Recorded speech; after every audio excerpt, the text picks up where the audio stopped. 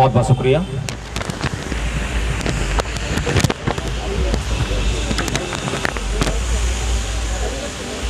महाकारुण्य तथागत बुद्ध को नमन करते हुए, परम पूज्य बाबा साहब डॉक्टर भीमराव अंबेडकर को नमन करते हुए, इस समाज में जन्मे तमाम संतों महापुरुषों को नमन करते हुए और आप सभी यहाँ उपस्थित प्रबुद्ध साथियों को मेरा जय भीम नमो बुद्धाय।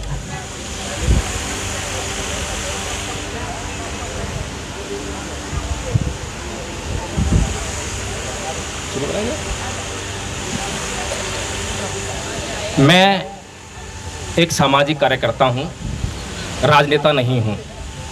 और परम पूज्य बाबा साहब डॉक्टर भीमराव अंबेडकर ने बड़ी अच्छी तरीके से एक सामाजिक कार्यकर्ता और एक राजनेता में अंतर बताने का काम किया है। शायद जिसको समझने का काम हमने अभी तक नहीं किया है। एक सामाजिक कार्यकर्ता जो अपनी पहचान के लिए तरसता है, लेकिन लगातार समाज के मुद्दों को समाज सुधार करने के लिए निरंतर प्रयासरत रहता है, संघर्षरत रहता है। लेकिन एक राजनेता जो है लाग लपेट वाली भाषा बोलता है, वो बातें बोलता है जो तत्कालीन समाज है, जो उसको सुनना पसंद करता है, और वह कोई भी ऐसी बात नहीं करता है, चाहे वो बात समाज के लिए कितनी भी जरूरी क्यों ना हो, चाहे वह बात समाज के सुधार के अंतर्गत क्यों ना हो, वह वही बात बोलेगा जो उस समाज को पसंद हो, चाहे वह कोई रीति रिवाज हो, परंपरा हो, कुछ भी मामला हो। लेकिन परम पूज्य बाबा साहब डॉक्टर भीमराव अंबेडकर हमारे समाज में एक ऐसे सामाजिक कार्यकर्ता के तौर पर आए और समाज सुधारक साबित हुए, जिन्होंने कभी भी उस राजनीति के लिए अपने समाज सुधार को गिरवी या बेचा नहीं। और परम पूज्य बाबा साहब डॉक्टर भीमराव अंबेडकर ने कभी भी, कोई भी कितना ही बड़ा नेता क्यों ना हो, किसी भी समय उनकी राजनीति खतरे में क्यों ना रही हो, लेकिन सच बात को बोलने से कभी गुरेज नहीं किया। इसीलिए मैं भी यहाँ पर आया हूँ। मुझे मालूम पड़ा कि डॉक्टर रितु यहाँ बैठी हैं और आंदोलन कर रही हैं। दिन में भी चल रहा है, रात में भी चल रहा है। मेरे एक बात दिमाग में आई, सोच रहा था मैं कि जो नालायक बच्चे होते हैं, जो पढ़ाई लिखाई नहीं करते, जो बचपन में मेहनत नहीं करते हैं, उनको अपने पूरे जीवन भर मेहनत मजदूरी करके अपना जीवन गुजारना पड़ता है और हमेशा जो है परेशानी में ही अपना जीवन जीना पड़ता है। मैं वहाँ बैठा हुआ देख रहा था कि यहाँ पर कोई एक छोटे कद का व्यक्ति खड़ा हुआ बोलने के लिए, और उसके पीछे जो है काले कपड़े में दो कमांडो या बाउंसर खड़े हुए। बहुत बड़ी भीड़ इकट्ठी हो गई। मैं सोच रहा था कि ये इसके पीछे क्यों खड़े हो रहे हैं, समझ में नहीं आ रहा था। लेकिन ज्यों-ज्यों वो भाषण परवान चढ़ता गया, मुझे समझ में आने लगा कि कारण क्या है, कि आखिर जो है इतने लोगों की सपोर्ट की जरूरत क्या है। मैंने परम पूज्य बाबा साहब डॉक्टर भीमराव को, या इतने भी महान पुरुष रहे हैं, कभी भी मैंने ऐसा नहीं देखा कि उनके पीछे जो है इस तरह से लोग खड़े हों, इतनी सुरक्षा की जरूरत पड़ी हो। हमारी जो भाषा है वो बताती है कि हमारा आंदोलन जो है किस दिशा में जा रहा है। हमारी भाषा ही तय करती है कि हम कितनी संजीदगी से अपने आंदोलन को चला रहे हैं। ये जो आंदोलन चल रहा है और जो अत्याचार आज डॉक्टर रितु के ऊपर आज आपको महसूस हो रहा है, दिखाई दे रहा है, ऐसा नहीं है कि इस समाज के ऊपर इससे पहले अत्याचार नहीं हुए या हमारे महापुरुषों के ऊपर अत्याचार नहीं हुए। परम पूज्य बाबा साहब डॉक्टर भीमराव अंबेडकर के ऊपर भी पूरे जीवन भर अत्याचार होते रहे। अभी साथी जो है शायद चर्चा में लगे हुए हैं, आंदोलन में शायद ध्यान नहीं है। मैं चाहूंगा कि सभी साथी बैठ जाएं।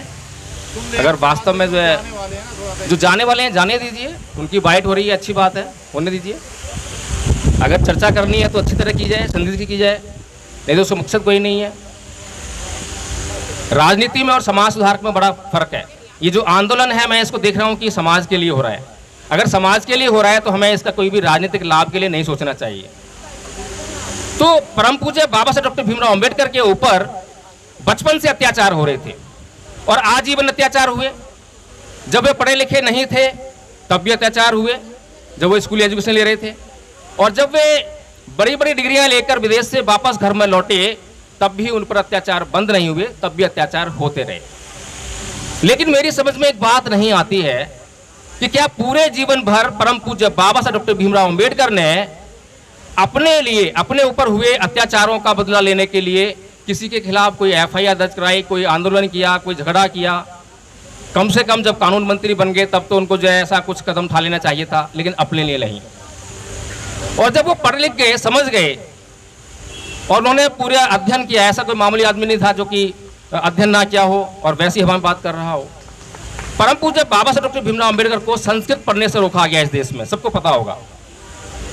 और जब उन्होंने हिंदू धर्म के धर्म ग्रंथों का अध्ययन उन्हें करना था कि उसमें आखिर ऐसा क्या लिखा है कि इस देश में सामान्य तौर पर जो प्राणी जी सकते हैं, जीने का अधिकार होना चाहिए, उससे उनको वंचित किया जा रहा है। तो उस बात को समझने के लिए उनको जो है वो धर्म ग्रंथ जिनका हवाला दे देकर उनके ऊपर अत्याचार हो रहे थे, उनको पढ़ने के लिए जर्मनी पढ़नी पड़ी और तमाम तरीके अख्तियार करने पड़े, जिनके माध्यम से उन्होंने जो उन धर्म ग्रंथों का अध्ययन किया। और जब तमाम धर्म ग्रंथ उन्होंने पढ़ लिए तो वे इस निष्कर्ष पर पहुंचे कि मेरे ऊपर अत्याचार करने वाला कोई एक आदमी नहीं है, कोई नाई नहीं है, कोई क्लास टीचर नहीं है, अध्यापक नहीं है, या कोई चपरासी नहीं है जो मुझे पानी नहीं पिला रहा है, बल्कि एक पूरा का पूरा सिस्टम है जो मुझ पर अत्याचार कर रहा था। और उन्होंने देखा कि ये ना केवल मेरे ऊपर अत्याचार हो रहा है बल्कि पूरे मेरे समाज के ऊपर अत्याचार हो रहा है और हजारों वर्षों से हो रहा है। तो परम पूज्य बाबा साहब डॉक्टर भीमराव अंबेडकर जब इस बात को अच्छी तरह समझ गए तो उन्होंने उसकी जांच शुरू करी कि इसका कारण क्या है। जब कारण पता लग गया तो उसका निदान क्या है, क्या करना चाहिए। तो उन्होंने अपनी लड़ाई को व्यक्तिगत ना बनाते हुए उसको सामाजिक बनाया और अध्ययन करने के बाद पता चला कि ये तो एक सांस्कृतिक युद्ध है। ये जो लोग मेरे पर अत्याचार कर रहे थे ये अपने मन से अत्याचार नहीं कर रहे हैं, इनको जो है धर्म ग्रंथों से ये आदेश मिल रहा है कि इन लोगों पर अत्याचार करो, इन लोगों को पानी मत पीने दो, इन लोगों को छुआछूत करो वगैरह वगैरह। जब परम पूज्य बाबा साहब डॉक्टर भीमराव अंबेडकर को ये सब बातें पता लग गई तो वे इस निष्कर्ष पर पहुंचे। 13 अक्टूबर सन 1935 को येवला की भूमि में इसी तरह की जनसभा में उन्होंने अपने मुखर से कहा कि मैं हिंदू धर्म में पैदा हुआ, यह मेरे बस की बात नहीं थी, लेकिन मैं हिंदू धर्म में मरूंगा नहीं। उसके बाद 14 अक्टूबर सन 1956 को 21 साल के बाद उन्होंने जो है उस बात को साबित करते हुए कि मैं इस धर्म में पैदा हुआ, यह मेरे बस की बात नहीं थी, लेकिन मैं इस धर्म में मरूंगा नहीं, उस बात को सही साबित करते हुए 1956 में धर्मांतरण कर लिया। और अभी हम जो है लगातार पढ़ते हैं, अध्ययन करते हैं बाबा साहेब डॉक्टर भीमराव अम्बेडकर के साहित्य का, और उसके माध्यम से जानने का प्रयास करते हैं कि परम पूज्य बाबा साहेब डॉक्टर भीमराव अम्बेडकर ने इस देश में ना तो कोई राजनीतिक लड़ाई की बात कही है, ना किसी और लड़ाई की बात कही है। बाबा साहेब ने क्लियर कट साफ साफ शब्दों में कहा है कि इस देश में दो संस्कृतियों के बीच में लगातार युद्ध चल रहा है। एक तरफ जो है ब्राह्मण संस्कृति है और दूसरी तरफ जो है समर संस्कृति है।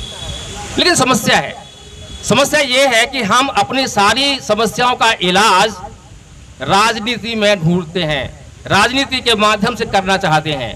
बाबा साहेब ने कहा था कि आपकी सभी समस्याओं की जो जड़ है या चाबी है, हल है, वो राजनीति में है, इसलिए सत्ता को प्राप्त कीजिए। बात ठीक है, लेकिन उन्होंने जो उसको प्राप्त करने के लिए साधन दिया उसकी तरफ हमने कभी गौर नहीं किया।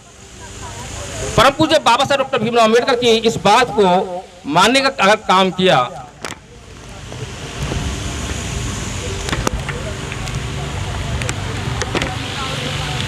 तो वो मान्यवर साहब कांसीराम जी ने किया, अच्छी तरह से अध्ययन किया। और जो व्यक्ति परम पूज्य बाबा साहब डॉक्टर भीमराव अंबेडकर के द्वारा लिखे गए साहित्य को, उनकी बातों को बड़ी बारीकी से, गंभीरता से अध्ययन करेगा तो निश्चित तौर पर उनके बताए हुए मार्ग पर ही चलने का काम करेगा। और मान्यवर साहब कांसीराम जी ने जब उनकी बातों का अध्ययन किया तो उन्होंने पाया कि बाबा साहब डॉक्टर भीमराव अंबेडकर ने राजनीतिक सत्ता को प्राप्त करने के लिए गैर राजनीतिक जड़ों को मजबूत करने के लिए आह्वान किया है कि जिन लोगों की गैर राजनीतिक जड़ें मजबूत होती हैं उनकी सत्ता, राजनीतिक सत्ता जो है लंबे समय चलती है और आसानी से प्राप्त की जा सकती है।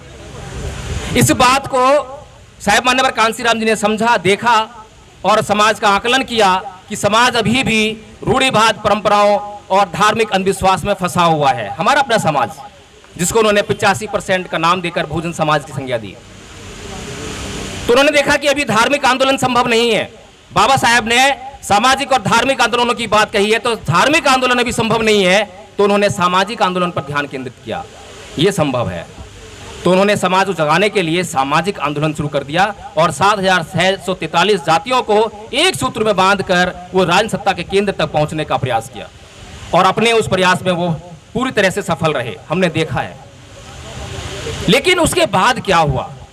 उसके बाद हम देखते हैं कि हमारे जो नेता हैं, हमारा जो नेतृत्व कर रहे हैं, समाज का नेतृत्व कर रहे हैं, वे सच्ची बात कहने से डरते हैं।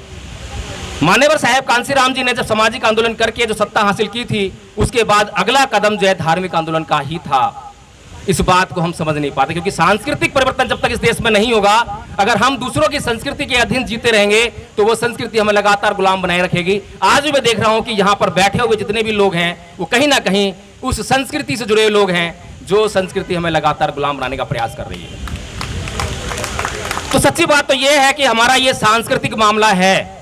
आज डॉक्टर ऋतु की लड़ाई नहीं है।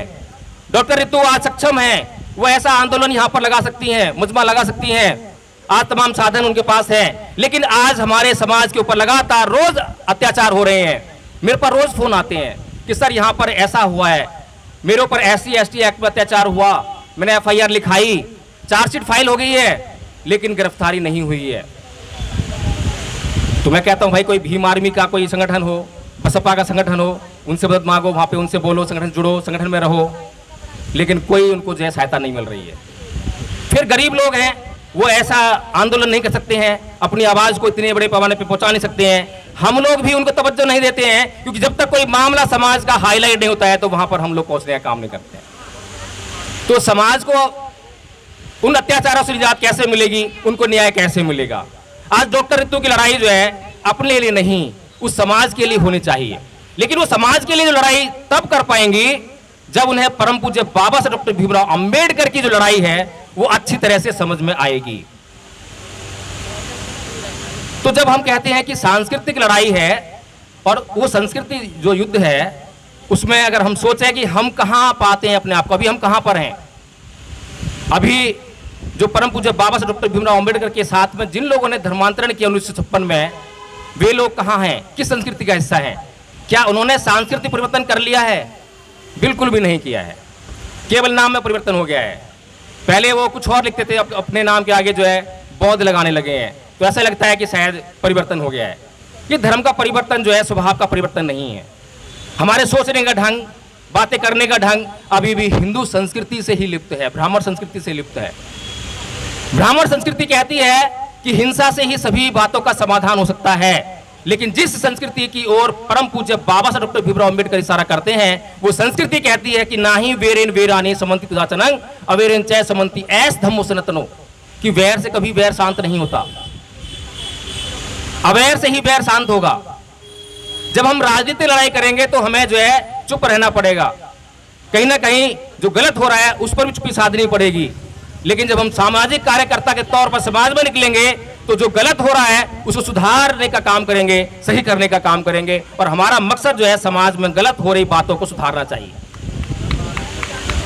आज अगर हमारे ऊपर अत्याचार वो डॉक्टर प्रिंसिपल कर रही है इस कॉलेज की, तो परम पूज्य बाबा साहेब जिस संस्कृति को इशारा करते हैं और जो उसके शास्ता हैं महाकारुण्य तथागत बुद्ध, वो ऐसे लोगों को अपराधी नहीं कहते।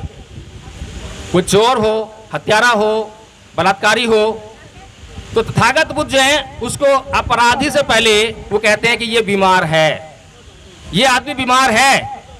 वो डॉक्टर सविता जो प्रिंसिपल है इस कॉलेज की, जिसमें से कि डॉक्टर ऋतु को वहां से रेस्ट्रिकेट किया गया है, तो वो जो महिला है वो मानसिक बीमार है, अपराधी तो है, अपराध तो कर रही है। अपराध को संविधान निश्चित करता है, कानून निश्चित करता है कि वो अपराधी है, लेकिन तथागत बुद्ध बोलते हैं कि वह जो है बीमार है और बीमार का इलाज करना चाहिए। और बीमार का इलाज करने का, ऐसे बीमारों का इलाज करने का अगर कहीं पर कोई सिस्टम है तो वो तथागत बुद्ध का धम्म है।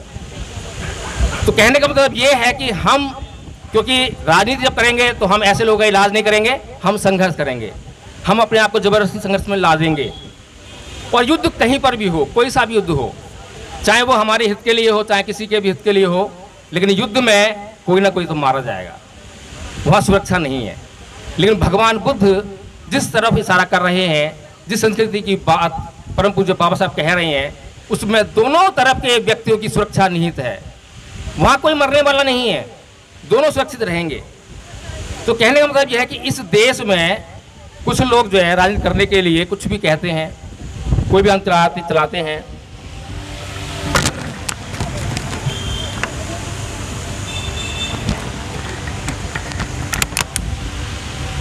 जो लोग वो आंदोलन चला रहे हैं उनका मकसद क्या है?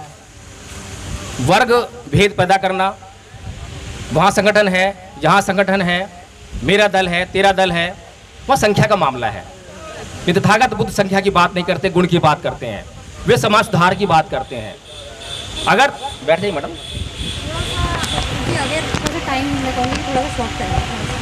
शॉर्ट ही है तो मिलते कई बार। मैं यूट्यूब के माध्यम से राजेंद्र पाल जी को सुन रहा था, यहाँ पर आए होंगे, रतन लाल जी को सुन रहा था, अभी एडवोकेट भानु प्रताप सिंह जी भी बैठे हुए हैं, उनको भी कई बार सुना है। तो मेरी पीड़ा हमेशा ये रहती है कि जो परम पूज्य बाबा साहब डॉक्टर भीमराव अम्बेडकर, उनको पढ़ने का काम हम इल्ज़ाम लगाते हैं कि जो अनपढ़ समाज है, कम पढ़ा लिखा समाज है, वो पढ़ता नहीं है, समझता नहीं है। लेकिन जो प्रबुद्ध वर्ग है, जो पढ़ सकता है, सोच सकता है, चिंतन कर सकता है, कोई प्रोफेसर ऐसे ही नहीं बनता, डॉक्टरेट करता है, PhD करता है, बहुत बड़ी रिसर्च करता है, उसका दिमाग का जो है परिष्कार हो जाता है, सोचना समझना स्टार्ट कर देता है। तो अभी तक हम लोगों ने परम पूज्य बाबा साहब डॉक्टर भीमराव अम्बेडकर के सिद्धांतों पर सोचना समझना शुरू क्यों नहीं किया है? अगर इंद्र कुमार मेघवाल के ऊपर अत्याचार हुआ और वहां पर जाकर जितने भी नेता हैं बड़ी बड़ी बातें कर रहे थे, मार डालेंगे, ये कर देंगे, वो कर देंगे, छोटा सा काम कर रहा था कि ये अत्याचार किसी व्यक्ति के ऊपर नहीं हुआ है, पूरे समाज के ऊपर हुआ है। और जो मुआवजे की बात हो रही है, नौकरी की बात हो रही है, वो उसके लिए तो मुआवजा हो सकता है, उसके साथ तो न्याय हो सकता है। लेकिन अत्याचार क्योंकि समाज के ऊपर हुआ है, तो समाज के साथ न्याय कब होगा?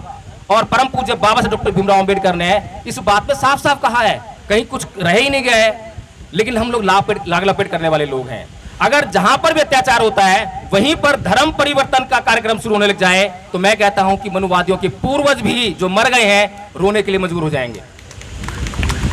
और एक समय ऐसा आएगा कि जब सांस्कृतिक परिवर्तन हो जाएगा, सांस्कृतिक परिवर्तन मतलब जो नरेंद्र मोदी आज हमारे खिलाफ काम कर रहा है, या डॉक्टर सविता जो हमारे खिलाफ काम कर रही है, अगर उसके दिमाग का परिष्कार हो जाए तो वही डॉक्टर रितु से आके माफी मांगे कि गलती होगी मेरे से, मैं क्या कर रही थी, मैं बाबा साहेब के बच्चों का अपमान कर रही थी, जिस बाबा साहेब ने हिंदू कोड बिल के माध्यम से मुझे यहाँ बैठने का अधिकार दिया, मैं उसका अपमान कर रही थी। तो कुल मिलाकर यह है कि हमारे भीतर जो है, जो संविधान और कानून जो हमारे पास है, संविधान और कानून हमारी जो है तत्क्षण रक्षा करते हैं, इंस्टेंट रिलीफ देते हैं। लेकिन परमानेंट रिलीफ अगर कहीं पर है तो वो केवल और केवल बुद्ध के धम्म में है, सांस्कृतिक परिवर्तन में है। इसलिए हमें जो है ये जो इंस्टेंट रिलीफ है, किसी ने मुझे गाली दी, किसी ने मुझे मारा, या किसी ने मेरे ऊपर हमला कर दिया, किसी ने जातिवाद अत्याचार कर दिया, तो FIR तो करानी पड़ेगी, बात ठीक है। लेकिन FIR कराने के बाद क्या वो मनुवादी व्यक्ति सुधर जाता है? क्या उसका मन शांत हो जाता है? नहीं होता, उसके अंदर बदले की भावना जागृत हो जाती है।